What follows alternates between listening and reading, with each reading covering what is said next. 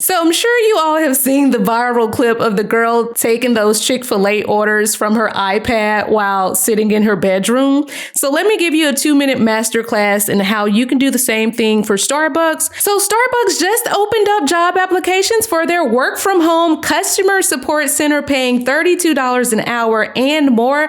But you can't just walk into Starbucks and tell them you want to work remotely, okay? You have to use the backdoor Starbucks portal to access these secret jobs at the company. If you watched my previous Starbucks video, you know one of my subscribers found the secret portal and she's now making $32 an hour at home while watching Grey's Anatomy in between tickets. So in this video, I'll show you where to find the Starbucks secret remote jobs. So the first thing you want to do is, of course, you would come to this website, you see the little Starbucks gift cards, but you have to go down here to the bottom and actually navigate to where it says U.S. Careers. When you click on U.S. Careers, you have to go to this link that says corporate. This is how they hide those remote jobs.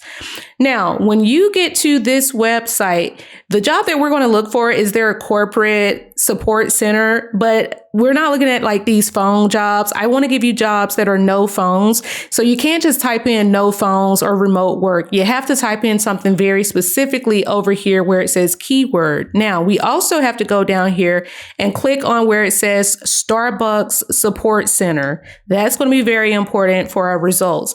Now, if we're looking for those customer service entry-level jobs that are like data entry, you have to type in something like service delivery representative. That's kind of how they hide the job name, okay? Because it's like they don't want just anybody applying. They want you to kind of like have to discover it. So then it's going to bring up this job, service delivery representative, and that's what we want. So now let's look at this job. As a service delivery representative, of course, the home location is in Seattle, but they do allow remote work, so you can work from pretty much any state.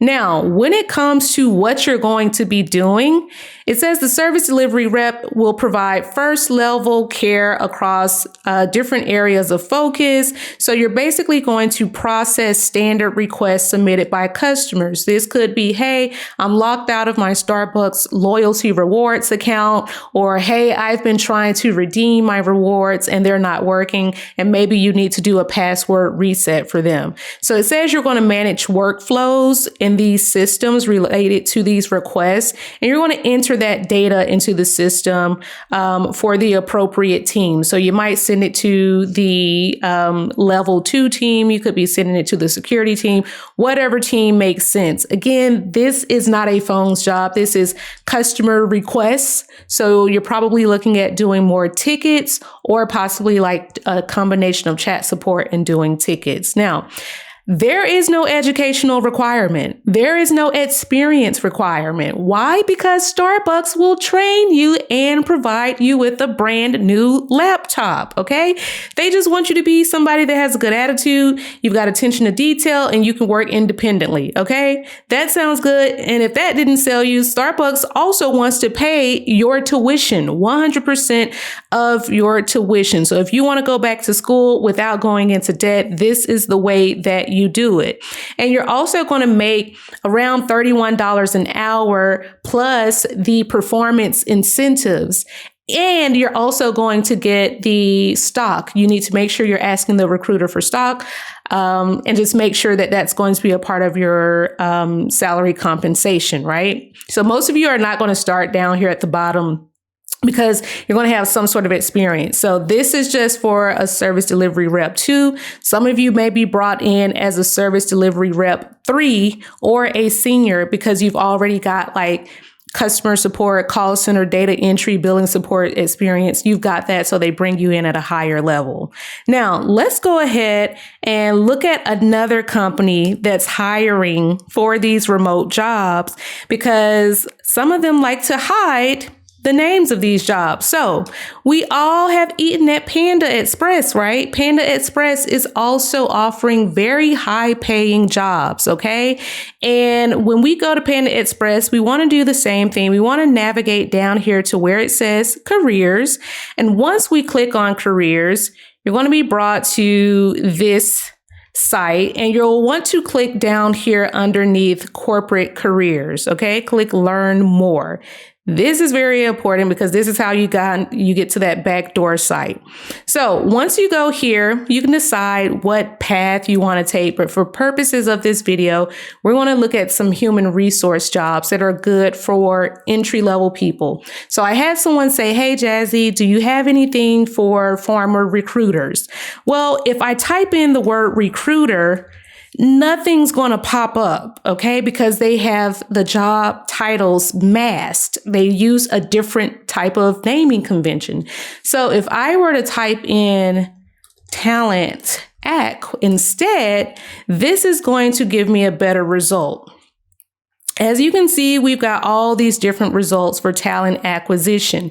They've got this talent acquisition representative role, an hourly role, and it is not location dependent. So you can work pretty much anywhere for this role. So let's look at what a talent acquisition rep does, because a lot of you have been asking me about this and getting into HR. So it says the talent acquisition recruiter position is responsible for collaborating with the operations team to ensure management and hourly candidates are identified and screened. So this is the people that work in management at the restaurants and the people that also work the cash registers at these restaurants. So they're setting up, screening sessions for these sorts of people, but they're doing it remotely. Okay, so they work to ensure that the staffing needs of the company are being met and so on and so forth. So you are essentially going to identify the staffing needs in different areas. You could say, hey, here's a store in Atlanta that really needs a cashier, and they also need a manager. So let me screen some candidates. Let me send out a couple of emails and look through some of these people that have submitted job applications. That is going to be the crux of what you do. You may partner with other people within the organization. Perhaps maybe they want somebody to work in like a different department, maybe like a data center or like a warehouse or something like that. So again, you're screening the right candidates for the right roles, right? So that's going to be pretty much it. You might do a little bit of college recruiting where you reach out to college students that are looking for different types of roles. Again, nothing that requires you to have a whole lot of experience. A lot of you have already worked in recruiting or you've worked as part of the hiring team.